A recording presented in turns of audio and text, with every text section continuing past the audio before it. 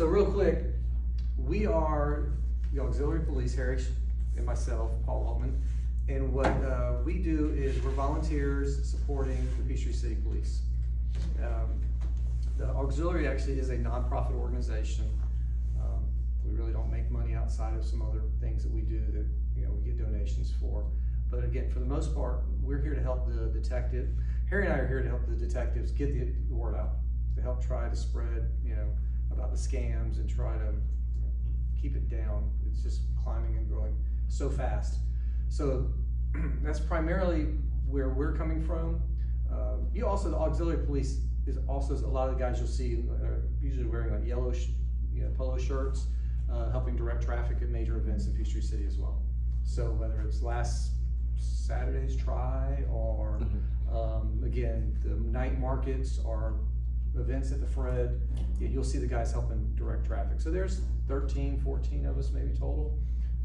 And again, with a couple of us doing more of this side of it, and then the others do most of the traffic and patrol and things like that.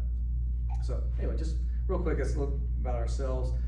You see that it mentions Lieutenant Brad Williams. Lieutenant Williams is responsible for the detectives here in Peachtree City. So we're kind of acting on his behalf. So he kind of definitely reviews what we're presenting and making sure that we're not saying things wrong. Typical stuff. So we just make sure we're doing the right thing. They might take away our paycheck. Exactly, yeah, we're gonna get a pay cut, because we don't do it right. So, by the way, I really do like the TV monitor, because I've done presentations in so many places, and whether it's a corporate environment, other environments, you're always kind of flipping around where you are. It is nice. Trying to put it on the bottom, and oh yeah, for what it's worth, I didn't really go into the background. Harry's got all kinds of experience, federal investigator, military, Miami police, and then you have me. I'm just an IT guy. I'm not coming from the police background. It was just something that I've been involved with cybersecurity again on the corporate side, and so when I saw that this was one of the things that auxiliary police was doing, I volunteered to help. So that's where I've come in again. So I'm kind of coming from a completely different angle. So hence I know how to get a PowerPoint up and running. Anyway, so that's more my background. So just to kind of talk about seniors and scams that you see with seniors, the issue is definitely most seniors have money. They have a lot of assets. Unfortunately, they're still very nice. They don't want to say no. If someone calls them on the phone, they truly think it's legit. Like they just can't believe, really, this is not legit. This is somebody actually trying to scam me. So that's one of the things we teach in the class. If the very thing a senior walks away is just say no, just hang up, just delete. If it's in question at all, just delete it, or just let it go to voicemail, and then do your own research later. Because again, but that's true for all of us. We tell the seniors that, but we're definitely, that's true for any of us. Just let it go to voicemail.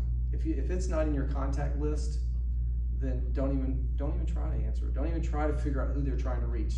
We're beyond that, because unfortunately, the scammers are very smart. They know what they're doing. They did their research. They know, most of the time, they know who they're actually already talking to. They know more about you than you know about yourself, because there's so much public information about there. I was laughing when you were saying, no, I'm not gonna say how much I paid for my house. But like you said, it's public record. It's out there, and these days in the world of the internet, it's not like I have to go drive my car over to the county records office to get the information. No, it's a click, oh, there it is, okay, nice home, okay, bought it back 24 years ago, da-da-da-da. So anyway, the only other comments to make is, we also kind of say sometimes the seniors do feel like, wow, if I could make a quick dollar, that would be a good thing, because then I would have some more inheritance to help with my kids and help in their futures. So again, just unfortunately, just very gullible. The other thing, we did presentations this month at both Summerby and Arbor Terrace. Those groups actually, to me, are very good because it's a lot of social activity. And again, one thing we promoted with them was talk to your friend. If you met a friend on the phone, tell your other friend about it, because you may have an emotional tie to it. They don't. So they're going to be quick to say, no. They don't really live in Puerto Rico. They're not really trying to get here to come meet you. Don't believe any of that. So again, the good thing about places like Arbor Terrace and Summerby and some of these other senior facilities that have more social activity, it's great. But there's also a lot of seniors out there who live by themselves and are very isolated. So unfortunately, they want to find a friend. So if somebody will communicate with them, they're gonna talk to them. They're gonna come back to them. And we actually do have the detectives from time to time come and help with our presentations. And Detective Taylor, she was telling the story that she could not convince the senior that this was a scam. She tried so hard, and they just refused to. And the biggest reason wasn't necessarily, it was one of those, okay, yeah, it's a scam, but so what? They're only asking me like for $50 a month. I really haven't spent that much money. So for them, it's worth the $50 to have that social interaction, which is just so sad, but that's what's happening. So I know 2 cases exactly like that. I have friends like that too, and they figure, hey, it's only a couple $100 a month. Yeah. I like talking to her. I'm going, hey, I'm a cheap date. Take me out to dinner, man. I'll only cost you $50. I'll talk to you. Yeah. What do you think the biggest scam is in Peachtree City, dollar-wise, we've ever had? $1 million. $3 million. Wow. Oh my goodness. $3 million. Guy had just sold a business. He and his wife had it in a retirement account, and they got scammed out of most of it overseas. They sent couriers to pick up things at their house. And you do all the subpoenas that take forever, and the case winds up overseas, and guess what? There is nothing Peachtree City can do with the scammers in China or some island off of Africa. There is nothing the police can do. Money is gone. Over 90% of over 95% of the people that lose money, it's never recovered. So once it's out, it's gone. Now, one question that pops up every time we do these presentations is you've got this person over here on this side of the room going, how can anybody ever lose $3 million? And of course, over here you see somebody with their head down because it's happened. Every presentation we have given, I know there's been at least 1 or 2 people in the room that one of these scams we talk about has happened to them. This $3 million one, I was questioning, going, how could you $3 million over, but apparently the scammer was able to pretend that they were somebody from the Department of Justice. I think that was the group, but anyway, a major government entity. Again, they wouldn't profile this individual, so they even told him, say, yeah, my name's John Smith. And they spoke with a British accent, so sure enough, they go and look up John Smith. John Smith has a British accent, he's from the UK, So they were doing a great job of pretending to be a legitimate person who worked at the Department of Justice. And then they hit another nerve, because they said it was like terrorist activities related to child trafficking. So again, now you've hit some other nerves, and they said, and we think that your account has been compromised, and they're using your money to help finance some of this child trafficking. So we need to borrow some of your money. And so that's kind of what the $3 million they did. Because you're gonna get your money back, don't worry about that. I just need to borrow it because we want to kind of do some testing and see if we can catch these terrorists. So that was kind of what happened with the $3 million. It's still amazing, but again, you can see how people can get gullible and just say, oh my God, I can't believe my money's being used for that. So anyway, so that one's, we don't normally go into this much detail, by the way, with the scene, but for you guys, just to kind of give you more idea, that's what happens. Well, we like it, we're getting the scoop. It was another one, I was just like, oh, really? Because again, I was that person sitting over here going, really?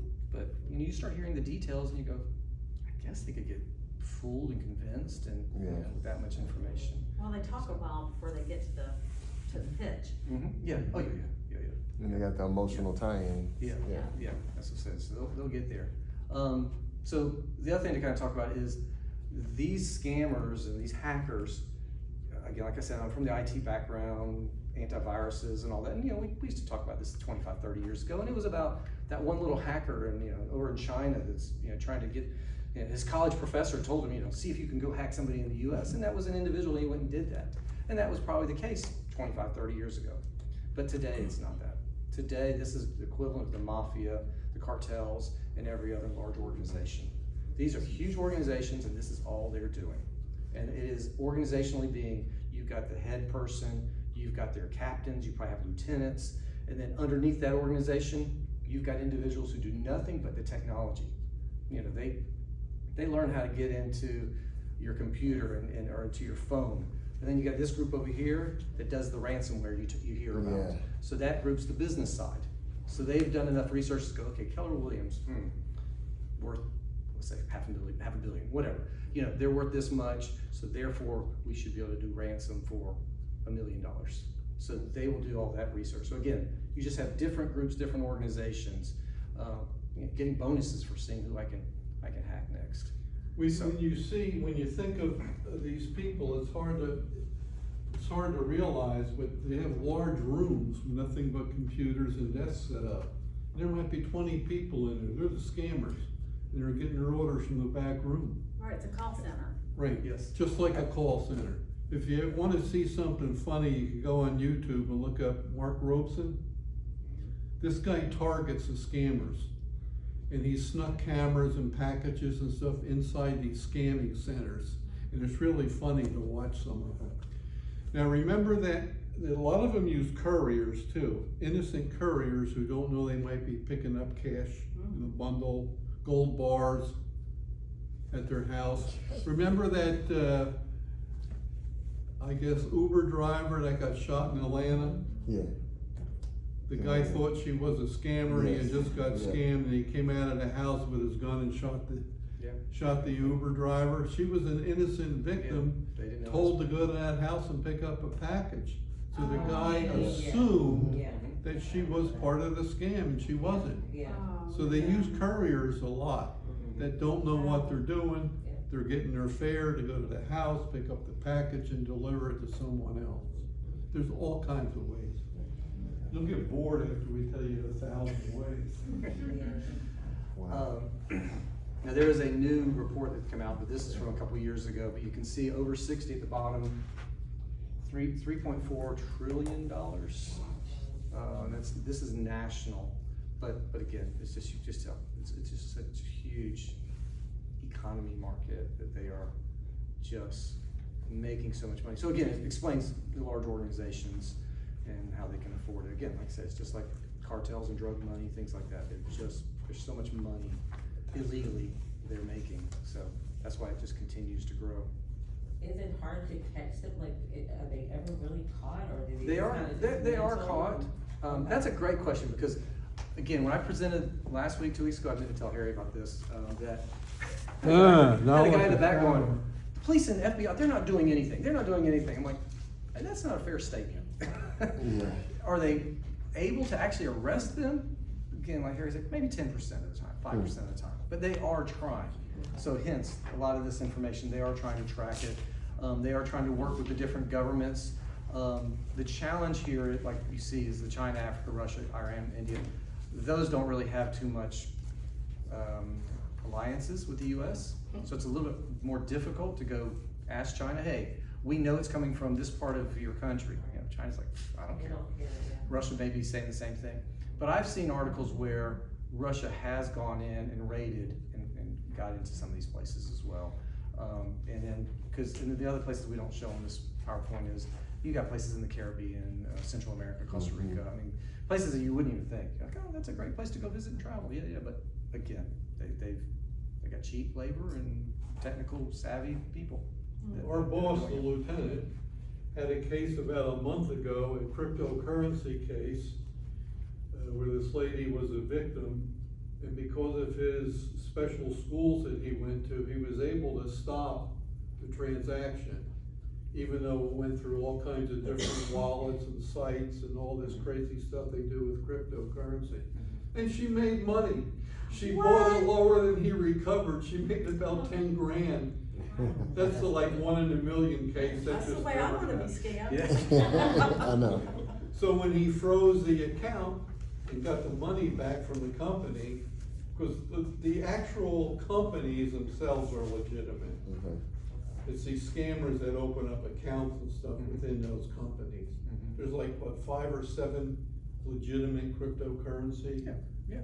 websites that you can purchase in them. So basically, they just took her money and they wanted to make the gains off of her funds. Right. Okay.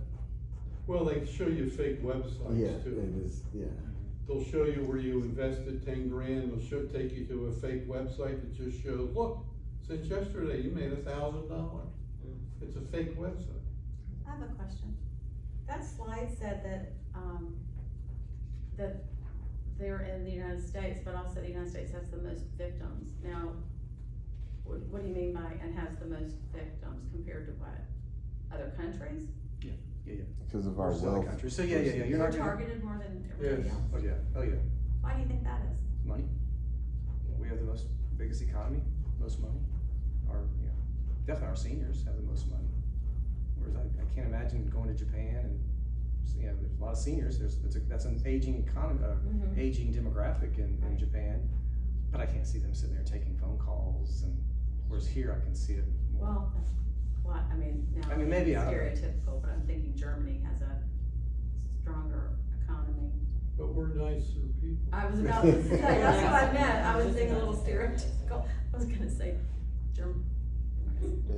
We're being recorded, but anyway, okay, so, we're nicer and our seniors typically have more money, If okay. we have a large group, we go, how many people from the north, raise your hand? Well, if there's nobody here who can teach you how to say no and hang up on me.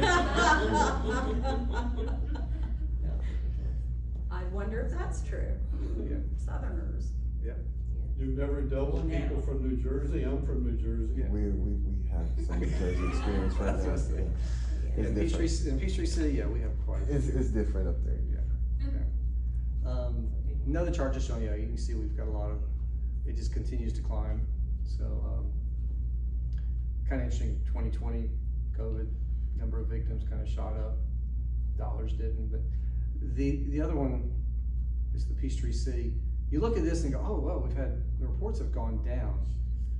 And we kind of questioned those numbers because dollar-wise, it has still continued to go up. I think just reporting has gone down. One of the things, I can't remember if I have it on this presentation, but unfortunately only 10% or less actually are reported. People are embarrassed. They're They embarrassed, yeah. They don't want to tell you that they've been scammed. Like I said, Wow. just doing a presentation, I got somebody in the room just kind of looking down because they don't want to admit that it's happening. I get that. And what percentage of the cases do you think are solved? It's around 1%. Only Wow. 1%. It's not because of due diligence on the police, it's because most of them are overseas. These are difficult cases to work. It's subpoena after subpoena after subpoena, bounce from computer to computer to computer. Wow. And they know that, so Yeah. that's why they, They use VPNs.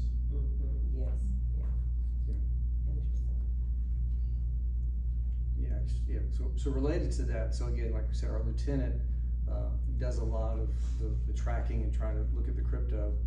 And I offered to help that was the other thing. I came in and said, hey, I can help. But the reality was, like he said, he's got to constantly do subpoenas. And since I'm not a certified officer, I'd still have to go through him. I'd have to go and say, oh, I think the guy's now in, this If you're a state, nice this guy, country. you could this- draft them. Huh? You could draft them, he can sign them. Oh, okay. There you go. Want to do a little more, but yeah. Still, I haven't given up. I'm still offering him help him, but I haven't quite figured out where I can help in that area. Because again, that's what he was telling me. Each step he's having to, okay, now they're in Tennessee, got to contact that local jurisdiction to get more information. Or out of the country is even harder. So now we'll talk about some of the scams. I think we've already kind of talked about a few here and there. The number one scam in the nation was tech support scam, and I'll talk about that one. The other one is just an overall investment scams, and the other one is business email compromise. You guys see those phishing attempts all the time, I'm sure. And then you just have all types of others. Like I said, we won't go into these too much detail.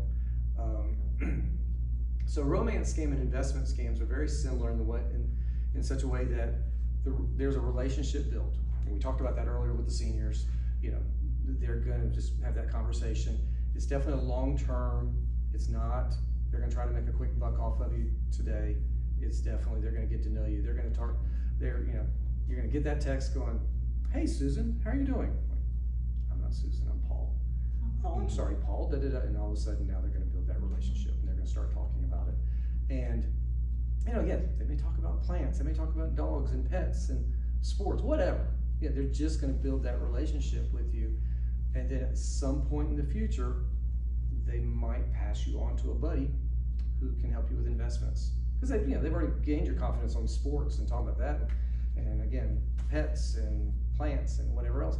Now they're gonna start throwing like financials and start talking about investments and things like that. So again, very, very similar in nature. And they will keep going at it.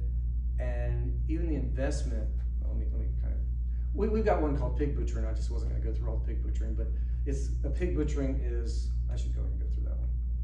Okay. So, like I just said, it's a long term, and they call it pig butchering because you, on a farm, you start with a small pig and you fatten it. And you're going to keep investing in that pig until eventually at some point you butcher it. That's kind of what this analogy is. So again, they're building that relationship, they're fattening the pig because they're going to slowly maybe start asking for some money in whatever way, just some real simple things. They will also set up, and Harry mentioned this a minute ago, they'll set up like a financial website. And it will look exactly like a Bank of America website or a Fidelity Investments or whoever, you know, just, it's gonna look real. It's gonna look identical to it. And they're going to tell you, hey, yeah, go here. And they'll start telling you about certain investments. And on this site, it's going to show you how good this investment's doing.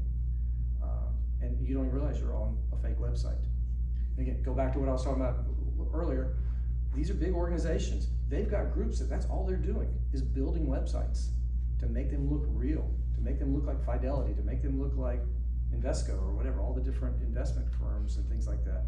And it's gonna look as legitimate as you can think. Yeah, I talked about that. So that's, yeah, and this is kind of the, once they fatten the pig, now they're gonna convince you to start investing more money. And so again, investment scams are the largest dollar impact that we've had in the US and in Georgia and everywhere else. It's the largest from a dollar standpoint because they're just getting hundreds of thousands of dollars from individuals. Because you think, yeah, oh, okay, great, I'll move my IRA money over here because this is just such a better investment and it looks legit. Why would I question it? I mean, this is my friend that I've been talking to for 3 or 4 months. This is my buddy, he wouldn't do that to me. So, unfortunately, that's what's happening. I skipped over the romance. So, again, the other one is romance. That one happens frequently, everywhere. It's happened in Peachtree City. That's one where I've had at least 2 people in the audience that I hear about after I've given the presentation to kind of acknowledge that it did happen to them too, and they were giving money because the person they were talking to wanted to come meet them, but they didn't have the money to travel, whether it was an airfare or whatever the money they were needing. That was what they kind of suckered them into and got it from them.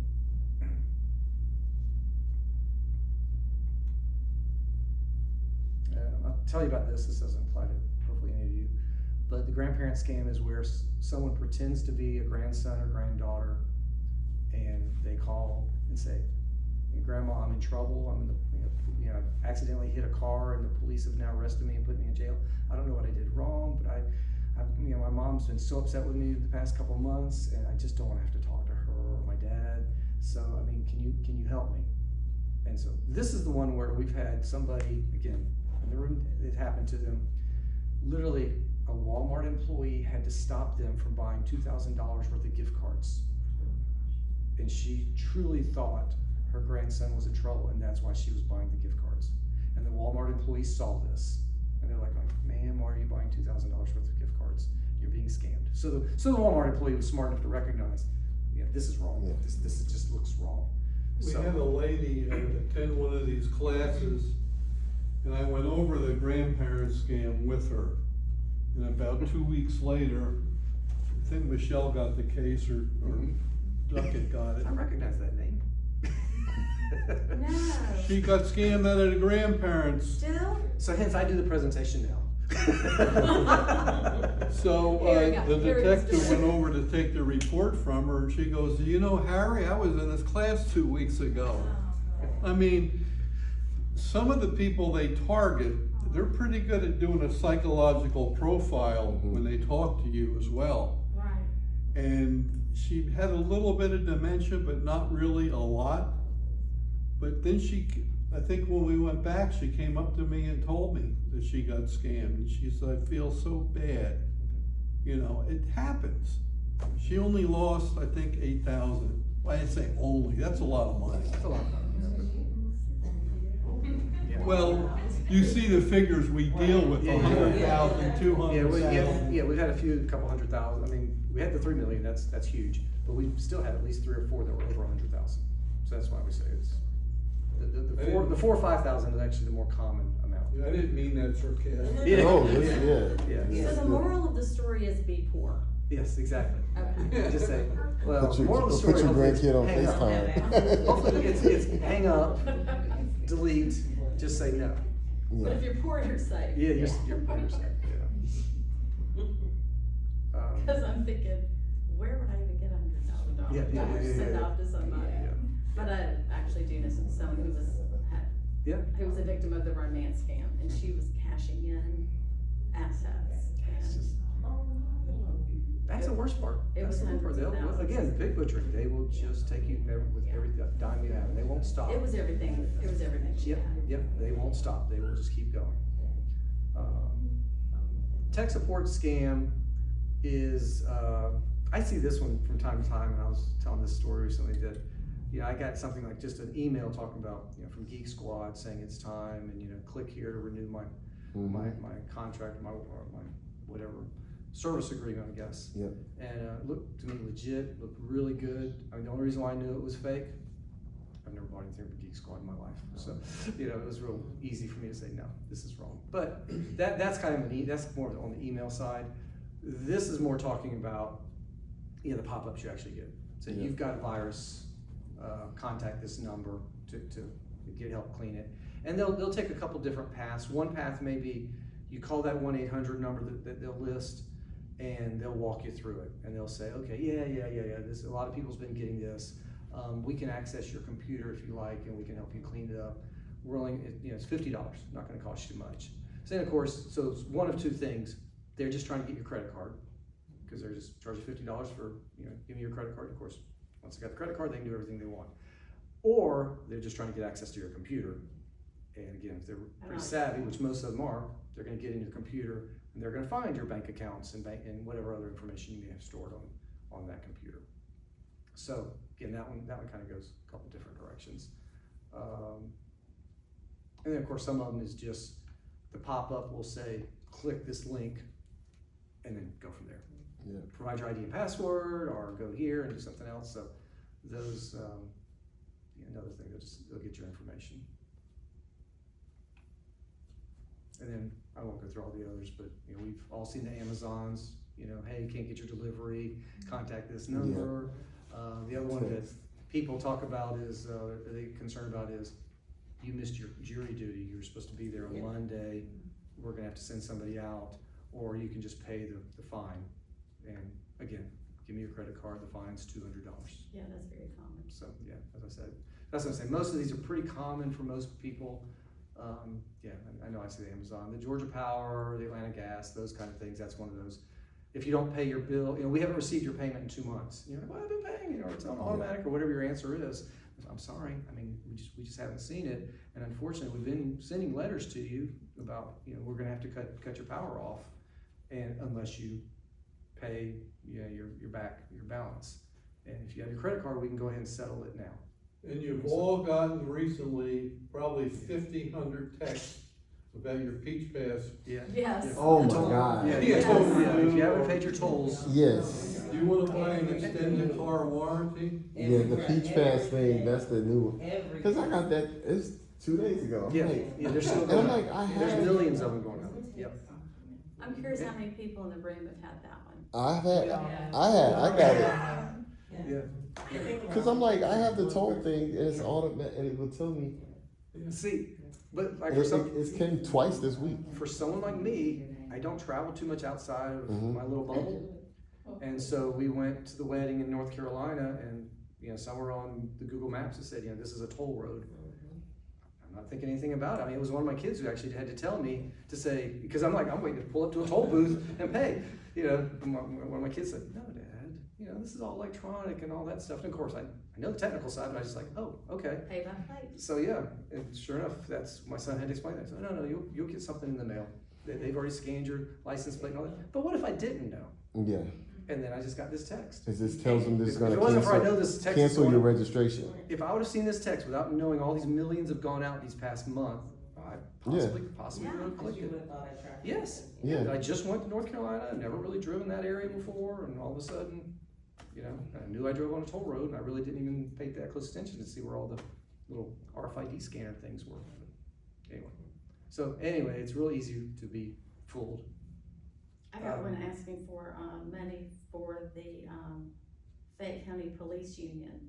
And I was just cracking up, and I'm like, there is no union in Fayette County, Georgia. Mhm. And the guy just kept on going, and I'm like, yeah, this is not a good, Was that a phone call? yes. Some of these police departments and sheriff's office do use an intermediary and they get 10%.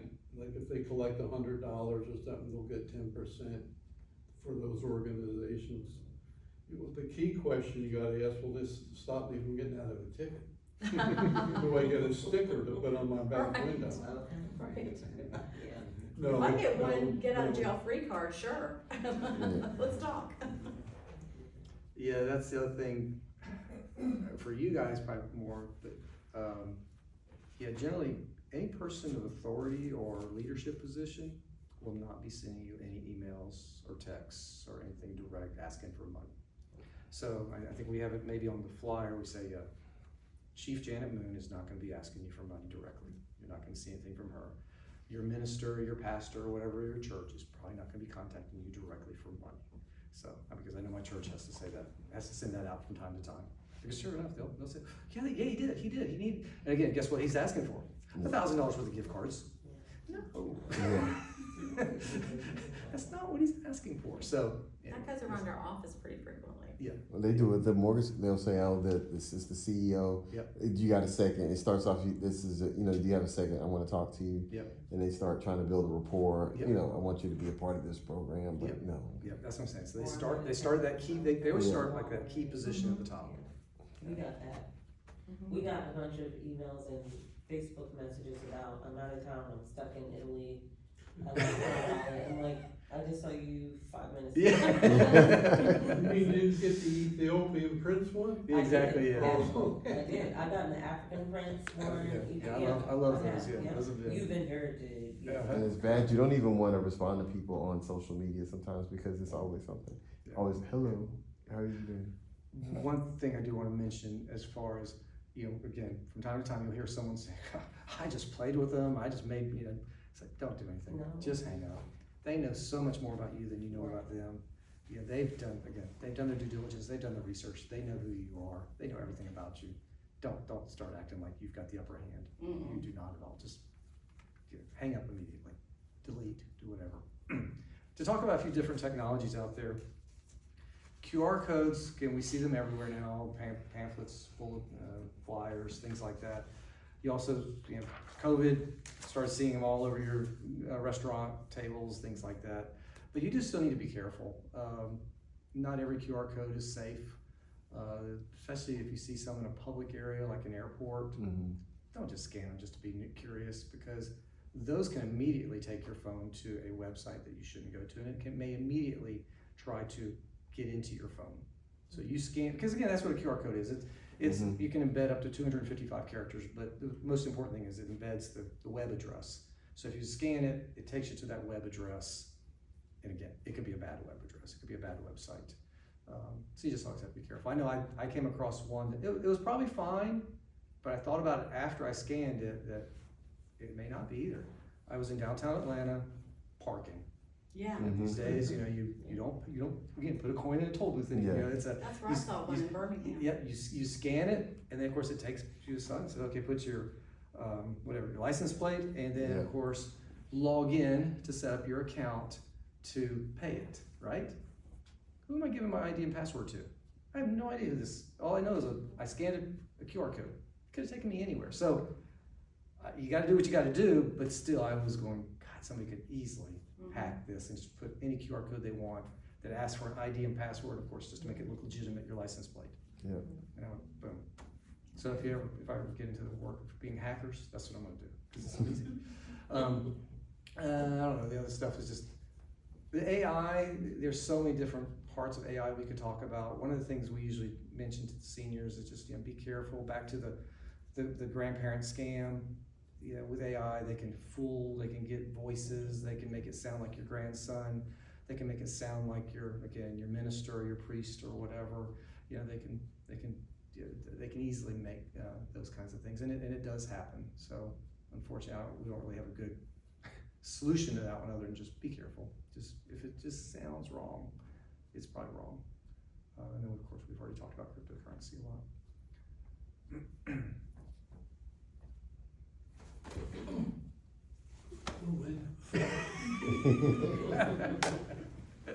Hey, at least I didn't fall asleep, it's Yeah. my foot. Yeah, it's your foot, your leg was giving out. This is a story, don't do what I did.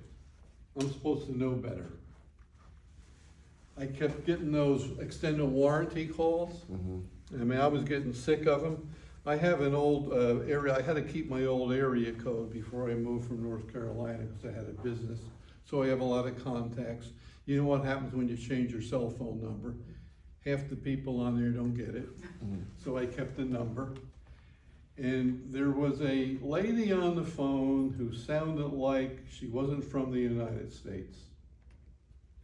And I got tired of getting these calls.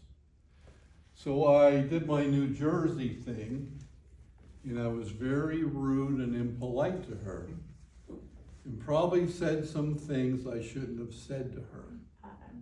Well, guess what my punishment was? They started spamming my phone number Wow. to all the people they were calling. So when they kept calling people with this fake warranty stuff, my phone number came up. And I was getting calls from all kinds of people in North Carolina saying, why do you keep calling me 11 o'clock at night? That and happened hanging to up?" me. Yeah, that happened to me. Did you yell at I somebody? didn't. Oh. I didn't, but I did have someone like, you just called me. I'm like, no, I didn't. I And wasn't- Yeah. you did. Well, guess what I've gotten in the last 2 weeks? Because I kept blocking all the calls. I've had about 20 phone calls from North Carolina in the last 2 weeks. I'm back on their list. No way. Yep, I'm getting all these new calls. I just let them go, block, block, block, block, block, block, block. So I guess they must have found me in the computer, punish this guy from 2 years ago, because I'm getting all those calls. But the biggest thing is, it's very hard these days, if you ever try to make a doctor's appointment, you don't know what phone number the office is calling back on. So if you set your phone for contact list only, where only those people can get through, you may never get back to the doctor or get your appointment. So you have to be careful answering the phone. We recommend to the seniors that they block unknown callers, and they make sure that only people on their contact list can call through. Otherwise, it automatically goes to voicemail. And some of the phones we've helped the seniors with to use the call block, I've looked at their phone, they got like 250 messages unanswered and all these phone calls unanswered. Well, that's safe. They're not answering anything. But I don't even know if they know the phone rings, especially when we go to the assisted living facilities. They are really the people taken advantage of. So there are some things you can do. Paul went over most of it. The biggest thing, how many of you have your banking app on your phone? And how many of you have your dollar value set on there? So any credit card charge over X number of dollars, you're gonna immediately get a text or an alert, depending on how you set it up. I can always tell when my wife is on the computer shopping at Land's End, or what's that other one? Did you get an alert? I get an alert, then she gets mad, are you spying on me? I said, no, I got a banking alert. The charge was over whatever I set it at. So that's something you should do. You can also put a limit on your ATM withdrawals. So you wanna consider, we have a laundry list there. We tell people you can't do these 100 things, but pick out things that you're comfortable doing, that you won't become inundated with all these alerts going off on your phone. Oh, I forgot this one's up here now. Yeah. All I need now is my glasses. That's what I was. How many of you have a freeze on all your credit accounts or your credit bureaus? You need to Yes, do we that. do that, yep. Yeah, absolutely. It's free, doesn't cost anything.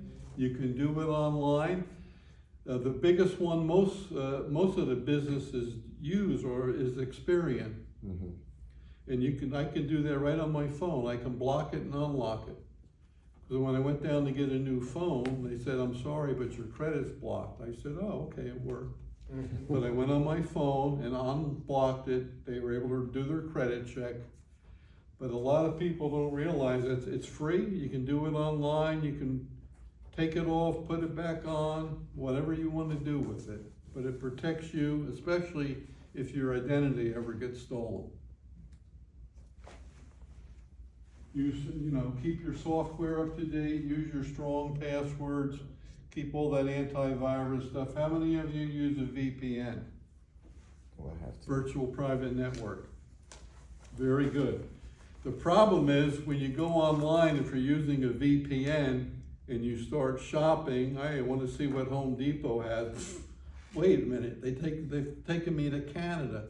Well, that's what the VPN, so I have to, if I'm doing local stuff, I turn it off, then I turn it back on. But it comes now with most decent antivirus packages. Mhm. The VPN is there and it's free. So there are some things you can do to protect yourself. It's just a matter of what you want to do and whether or not you've been victimized before.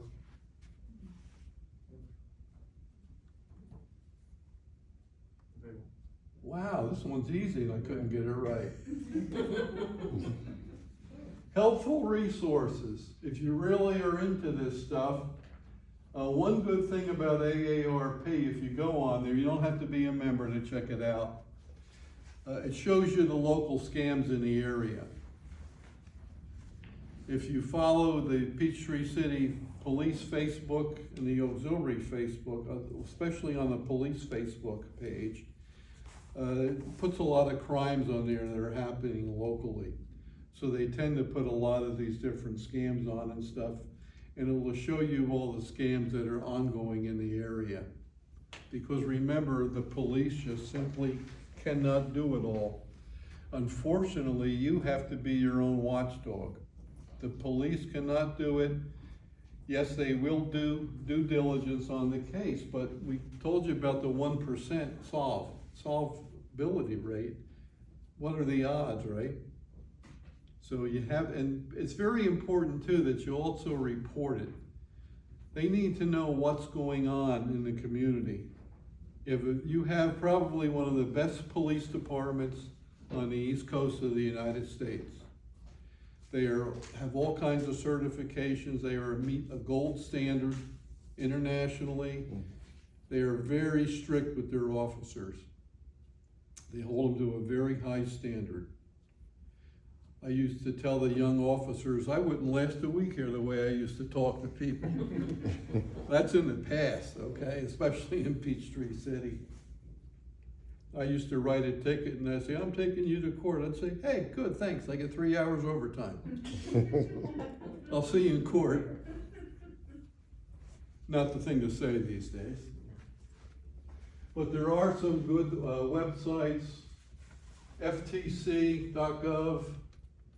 You go in there, it tells you about all the scams going on and current statistics. Now, one thing I gotta say about statistics, they're all over the board.